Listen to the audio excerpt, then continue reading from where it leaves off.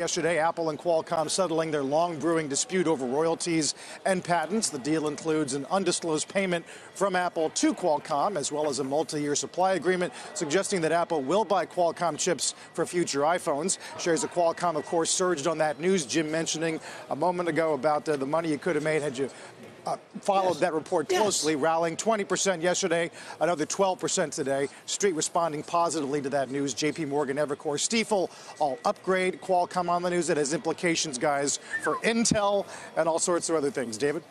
It sure does. And you know what? Let's just get right to it, in fact, because we are joined, of course, by Steve Mollenkopf, the CEO of Qualcomm. And, Steve, very happy to have you here this morning, of course, with us a day after that big news. I guess the first question, certainly, to those of us who followed this dispute closely is, given the various nature and the tenor that seemed to be fairly vociferous, let's call it, and the back and forth about whether we're even talking, how did you get here to a settlement? Look, I think you know, a deal like this, it doesn't come together overnight. You know, it takes a lot of talking between the teams, a lot of talking. Tim and I had a lot of talk together. And, you know, we ended up in a deal that both companies like.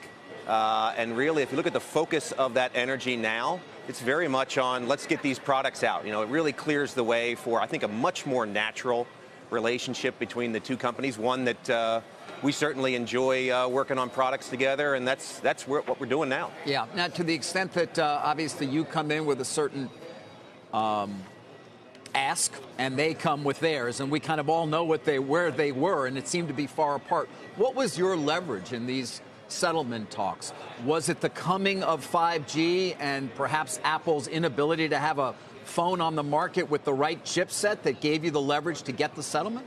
No, I think, look, it's a mix of things. Very broad deal, as you know. It's a license deal across all of our technologies. It's a long-term license deal with an option to extend. It's the first direct license that we have had together. And not with the contract manufacturers, correct, but with Apple itself. Correct. Right. In and of itself, that's a huge milestone to get to, and difficult, a lot of issues to get through that. We obviously want to work together on products. We have a multi-year product deal. So, you know, each side found something that was useful. There was a payment that also went back to Qualcomm, as you might expect, given the history. Well, they owe you billions of dollars under in unpaid royalties. Now, of course, those were from the contract manufacturers, technically speaking. Did you get billions in a payment to you? Well, we didn't disclose the size of the payment. And, you know, really, I would say today, we look at all of that as in the past. You know, we're now focused on products, moving forward and doing everything we got to do. And we want to talk to you about the future, but I've just got to, for 1 minute. I mean, this was a 2-year battle. There were some fairly nasty things said on both sides. I guess, how did you bridge that gap personally with Mr. Cook in terms of your talks? You know, again, just trying to understand how it is that we got to what some would have thought it was an unexpected resolution as opening arguments began in Judge Curiel's court yesterday. Yeah, I think, you know, look, we've always talked about the timing. I've talked about the timing. It turned out to be pretty similar to that. You know, we were probably a couple of steps up the courtroom steps in this case. But, you know, companies can find a way to work together. The reality is, two great product companies, it's a natural position for them to work together and want to work together. We have in the past, and we found out a way to do that in the future, and I'm very happy that that's the situation. We've got a lot more questions for you here, but back to the deal itself. You won't tell us how much the payment was from Apple to Qualcomm. You also, I assume, won't tell us how much you're getting a phone either.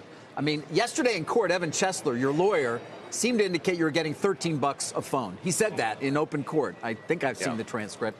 I would assume it's less than that. Some had said you offered $750 a phone, and they didn't accept that. Are you going to ever tell us what you're getting a phone?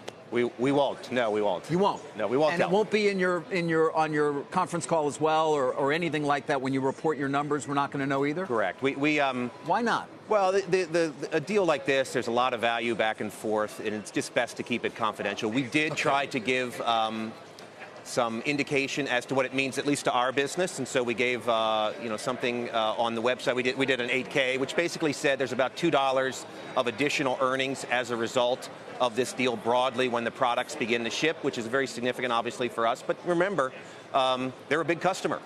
And so we're very happy to have an ability to move forward. By the way, we wouldn't sign a deal if we didn't think it was good for us, and I'm sure it's the same way on their side. That's how deals come together.